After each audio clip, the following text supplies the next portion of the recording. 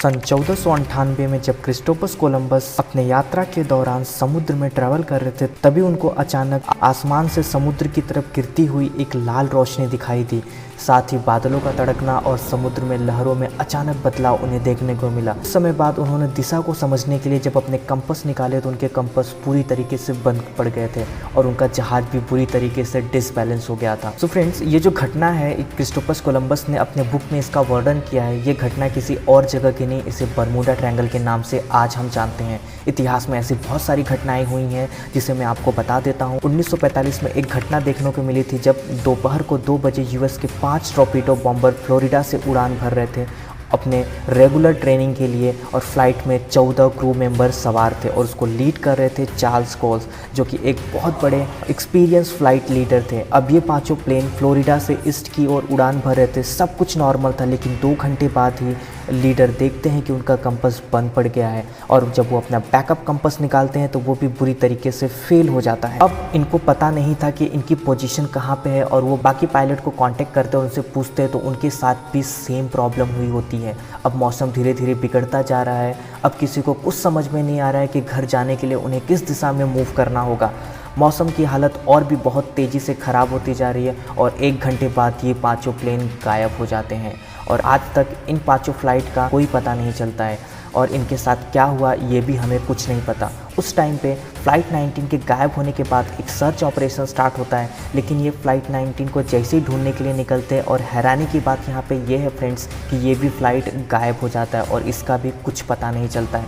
उसके कुछ दिनों बाद ही एक बहुत ही बड़ा सर्च ऑपरेशन स्टार्ट होता है, लेकिन ये सर्च ऑपरेशन जब बरमूडा ट्रायंगल के एरिया में स्टार्ट होता है तो वहाँ पे देखा जाता है कि ना ही कोई बॉडी मिलती है, ना ही कोई प्लेन का टुकड़ा मिलता है, जैसे कि ये किसी मिस्ट्री से कम ना हो। और इस एरिया को ही फ्रेंड्स बरमूडा ट्रायंगल के नाम से जाना जाता है। A perilous stretch of ocean that is home to treacherous storms, thousands of shipwrecks, and hundreds of unexplained disappearances. Their destination is Bermuda, the mysterious and isolated island. तो friends, Bermuda triangle के बारे में बताया जाता है कि यहाँ पे 100 से ज़्यादा प्लेन गायब हो चुके हैं और जिसका आज तक कुछ पता नहीं है।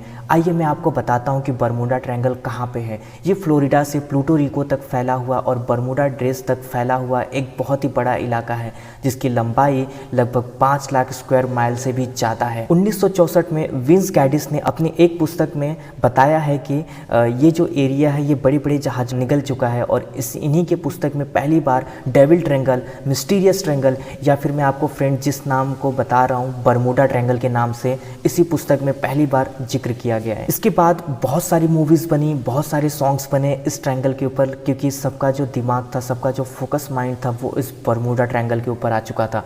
मैं आपको एक बहुत बड़ी मिस्ट्री बताता हूँ जिसे सुनने के बाद हो सकता है आपके होश उड़ जाए। ये बहुत ही खौफनाक और डरावनी मिस्ट्री है जो कि एलन ऑस्ट्रिच मिस्ट्री के नाम से जाना जाता है। साल 1818 में एक बहुत बड़ा जहाज लंदन से न्यूयॉर्क की तरफ जा रहा था, लेकिन रास्ते में एलन ऑस्ट्रिच को एक अनआइडेंटिफाइड जहाज दिखता है जो कि बरमूडा ट्रायंगल के पास था। बाहर से देखने पे ये एक बहुत बड़ा जहाज था, बट उसके सामने जाने पर वहाँ पे कोई नहीं दिख रहा था।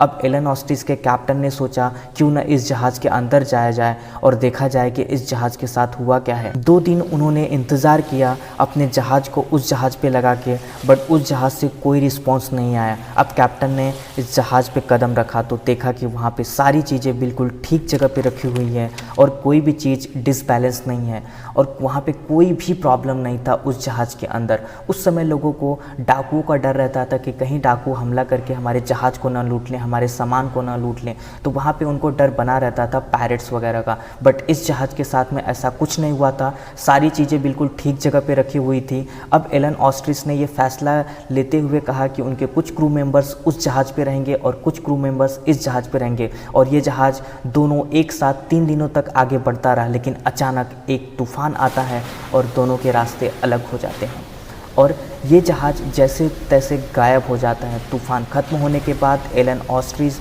उस जहाज़ को ढूंढने की कोशिश करते तो वो जहाज़ कहीं दूर उनको दिखाई देता है, लेकिन जब वो उस जहाज़ के पास पहुंचते और देखते तो उनके सारे क्रू मेंबर उस जहाज़ से गायब रहते हैं। सारा का सारा सामान सेम उसी पोजीशन पर रहता है, वहाँ से कुछ चीज़ें गायब नहीं होती हैं, लेकिन उनके क्रू मेंबर्स गायब हो चुके हैं। वो कहाँ गए, क्या हुआ उनके साथ, किसी को कुछ पता नहीं, बस जहाज़ वैसे का वैसे था। एलन ऑस्ट्रीज वापस आते हैं और वापस से उन्होंने अपने कुछ क्रू मेंबर्स को वापस से उस जहाज़ पे ट्रांसफ़र करते हैं, लेकिन फिर से वही उनको प्रॉब्लम देखने के लिए मिलता है। वापस से मैं बता दूं फ्रेंड्स कि उन्होंने वापस से बताया था कि वही चीज़ें सेम रिपीट होती है। वापस से समुद्र में लहरें उठती हैं, वापस से बादल का कलर चेंज होता है, वापस से वो जहाज़ गायब होता है और जब वो उस जहाज़ के पास जाते हैं तो वहाँ पे उनके क्रू मेंबर्स गायब रहते हैं।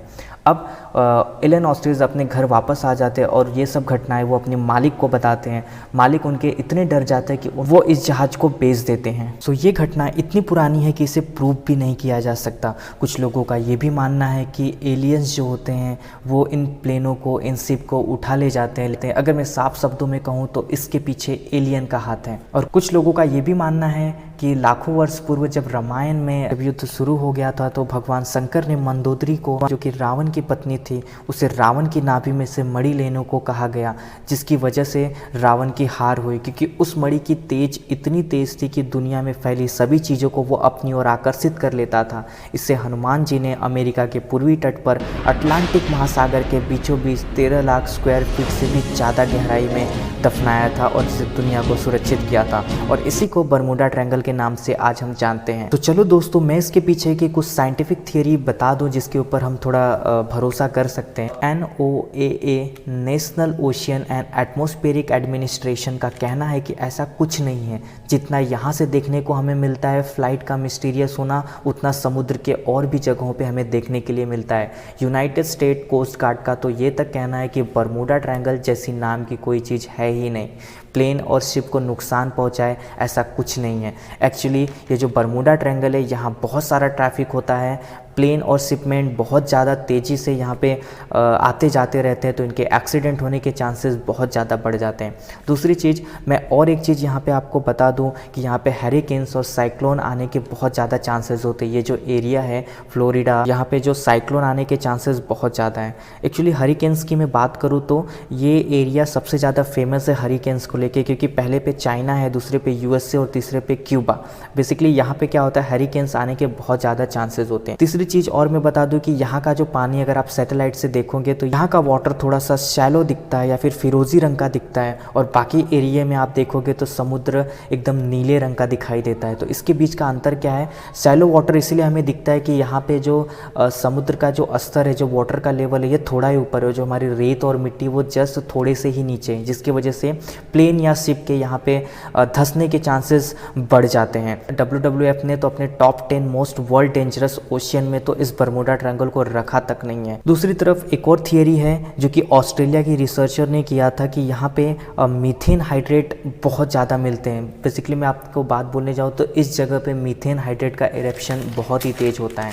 अब ये मीथेन हाइड्रेट का इरेप्शन होने की वजह से यहाँ पे बुलबुले बहुत ज़्यादा आते हैं, जो कि वाटर की डेंसिटी को कम कर देते हैं। अगर ये वाटर की डेंसिटी को कम कर देंगे तो यहाँ पे जो समुद्र में जो नाव, जो शिप वगैरह होती है, उनके डूबने के चांसेस यहाँ पे बढ़ जाएंगे। दूसरी चीज़, एक और थियरी यहाँ पे आती है कि फ्रीक्वेंसी इल्यूजन, जो कि हमारे माइंड में होता है, जो कि अगर हम किसी चीज़ को बहुत ज़्यादा नोटिस करने लगेंगे तो वहाँ पे जो भी चीज़ें होंगी, थोड़ी सी भी चीज़ें होंगी तो हम उसको बढ़ा चढ़ा के बोलेंगे। क्लियर। और जो बरमूडा ट्रायंगल से उस टाइम पे जो बाहर वाली चीज़ें होंगी हम उस पर ध्यान नहीं देंगे। तो इसी को हम लोग फ्रीक्वेंसी इल्यूजन के नाम से जानते हैं कि अगर कोई चीज़ कहीं पे होने लगती तो हम उस पर ज़्यादा नोटिस करने लगते हैं। हम उस पर कुछ लोग तो अपने हिसाब से बहुत सारी बकवास कहानियाँ भी इस बरमूडा ट्रायंगल के ऊपर बना के रखे हैं, जिसका कोई साइंटिफिक प्रूफ नहीं है। सो फ्रेंड्स, अगर आपको ऐसे ही वीडियो चाहिए तो मेरे चैनल को ज़रूर सब्सक्राइब करें। Thank you.